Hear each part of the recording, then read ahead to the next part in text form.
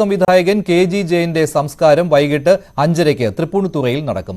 മകനും നടനുമായ മനോജ് കെ. ജയന്റെ തൃപ്പൂണിത്തുറയിലെ വീട്ടിലാണ് ഇപ്പോൾ ഭൗതിക ശരീരം ഉള്ളത്. സംഗീത സിനിമാ ലോകത്തു നിന്നുള്ളവർ അന്തിമോപചാരം അർപ്പിക്കുന്നുണ്ട്. ഔദ്യോഗിക ബഹുമതികളോടെയാവും സംസ്കാരം നടക്കുക. അന്തരിച്ച വിഖ്യാത സംഗീതജ്ഞൻ കെ.ജി. ജയന്റെ വസതിയിലാണ് നമ്മളിപ്പോൾ ഉള്ളത്. ഇന്ന് രാവിലെ തന്നെ അദ്ദേഹത്തിന്റെ മൃതദേഹം ഇവിടുത്തെ ഒരു സ്വകാര്യ ആശുപത്രിയിലെ മോർച്ചറിയിൽ നിന്നും ഇവിടേക്ക് എത്തിച്ചു കഴിഞ്ഞു. ബന്ധുക്കളും സുഹൃത്തുക്കളും സിനിമാ താരങ്ങളുമായിട്ടുള്ള ആളുകളൊക്കെ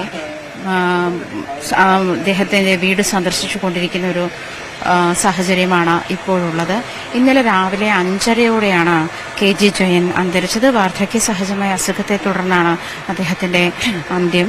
നമുക്കെല്ലാവർക്കും അറിയുന്നത് പോലെ തന്നെ 63 വർഷത്തെ സംഗീത സപര്യക്കാണ് ഇപ്പോൾ അവസാനമായിരിക്കുന്നത്. കഴിഞ്ഞ ഡിസംബറിലാണ് അദ്ദേഹത്തിന്റെ നവതി ആഘോഷങ്ങൾ നടന്നത്. അതിനുശേഷം കുറച്ചുനാൾ അദ്ദേഹം ഹോസ്പിറ്റലൈസ്ഡ് ആയിരുന്നുവെന്ന് കുടുംബാംഗങ്ങൾ പറയുന്നു. തുടർന്ന് വാർദ്ധക്യ സഹജമായ അസുഖം മോചിച്ചതിനെ തുടർന്ന് ഓക്സിജൻ പോലെയുള്ള സംവിധാനങ്ങളിലായിരുന്നു കുറച്ചുകാലം ജീവൻ നിലനിർത്തിയിരുന്നതും കുടുംബാംഗങ്ങൾ സാക്ഷ്യപ്പെടുത്തുന്നുണ്ട്. അതേസമയം ഇരട്ട സഹോദരൻ വിജയന്റെ പേരിൽ ജയ് വിജയ എന്ന ടാഗ്ലൈനോട് കൂടിയാണ് ഈ ഒരു സംഗീതജ്ഞൻ ഈ കലാകാരന്മാർ അറിയപ്പെട്ടിരുന്നത്. നടൻ ജോസ് പ്രകാശാണ് ഈ ഒരു പേര്, ജയ് വിജയ എന്നൊരു പേര് അവർക്ക് നൽകിയത്. എന്തായാലും 30 വർഷത്തോളം ശബരിമലയിൽ ശബരിമല അയ്യപ്പന്റെ തിരുവാഭരണം പമ്പയിലെത്തുമ്പോൾ സംഗീത കച്ചേരി നടത്തി വന്നിരുന്നു. അതിനുശേഷം വിജയൻ മരിച്ച ശേഷം ജയൻ തന്നെ പിന്നീട് 14 വർഷത്തോളം ആ ഒരു സംഗീത കച്ചേരി നടത്തുന്ന ഉദ്യമത്തിലേക്ക് മാറുകയുണ്ടായി. വിജയൻ മരിച്ച ശേഷം 1 വർഷത്തോളം അദ്ദേഹം എന്ത് ചെയ്യണമെന്നറിയാതെ, ഇരട്ട സഹോദരനാണ്, ഒരുമിച്ച് ഒരേ വേദി പങ്കിട്ടവരാണ്, ഒരേ വസ്ത്രം ധരിച്ച് ഒരുമിച്ച് എപ്പോഴും ഉണ്ടായിരുന്ന ഒരാൾ പെട്ടെന്ന് ഇല്ലാതായതിന്റെ ബുദ്ധിമുട്ടുകൾ,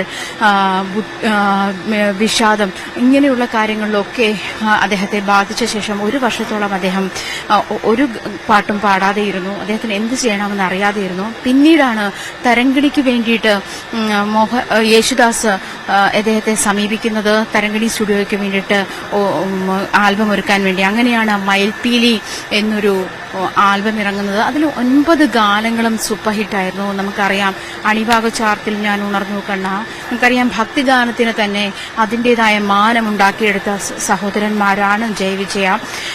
ശ്രീകോവിൽ നട തുറന്നു എന്ന അയ്യപ്പ ഭക്തിഗാനം നമുക്കറിയാം. ശബരിമല നട തുറക്കുമ്പോൾ ഈ ഗാനം കേട്ടിട്ടാണ്, ഈ ഗാനമാണ് എപ്പോഴും അവിടെ പാടാറുള്ളത്. അതുപോലെ വിഷ്ണുമായയിൽ പിറന്ന വിശ്വരക്ഷക, പി ലീലയെ കൊണ്ട് ആദ്യമായി ഒരു സ്ത്രീയെ കൊണ്ട് ഭക്തിഗാനം പാടിക്കുന്ന ഒരു ഉദ്യമം ഏറ്റെടുത്ത ജയവിജയന്മാരാണ്. ഇഷ്ടദൈവമേ എന്ന് തുടങ്ങുന്ന ആ ഗാനം ആദ്യമായി ഒരു സ്ത്രീ ഭക്തിഗാനം പാടി എന്നുള്ള ഒരു റെക്കോർഡ് ഇന്നും നിലനിൽക്കുന്നുണ്ട്. എന്തൊക്കെ തന്നെ പറഞ്ഞാലും 30ഓളം സിനിമകൾക്ക് സംഗീത സംവിധാനം നൽകി. ഹൃദയം, ദേവാലയം, നക്ഷത്ര ദീപങ്ങൾ തിളങ്ങി തുടങ്ങിയ ഗാനങ്ങൾ ചെമ്പൈ വൈദ്യനാഥ ഭാഗവതരുടെയും ബാലമുരളീകൃഷ്ണയുടെയും ശിഷ്യന്മാരായി, ലോകപ്രശസ്തരായ സംഗീതജ്ഞന്മാരുടെ ശിഷ്യന്മാരാകാനുള്ള യോഗമുണ്ടായി. അതുപോലെ തന്നെ ഇദ്ദേഹത്തിന്റെ സംഗീത സപര്യയ്ക്ക്, സംഗീതത്തിനുള്ള, അത് പ്രത്യേകിച്ചും കേരളത്തിൽ കർണാട്ടിക് മ്യൂസിക്കിന് അത്രയേറെ പ്രാമുഖ്യം നൽകിയിട്ടുള്ള സംഗീത കച്ചേരികൾ സംഗീതാസ്വാദകരുടെ മുന്നിലേക്ക് എത്തിച്ചു കൊടുക്കുന്ന ജയവിജയന്മാരായിരുന്നു എന്ന് തന്നെ വേണം പറയാൻ. അതേസമയം ഈ ഒരു സംഗീത സപര്യയ്ക്ക് ഉള്ള അംഗീകാരം എന്ന നിലയിൽ 2019 രാജ്യം പത്മശ്രീ നൽകി ജയനെ ആദരിക്കുന്നത്.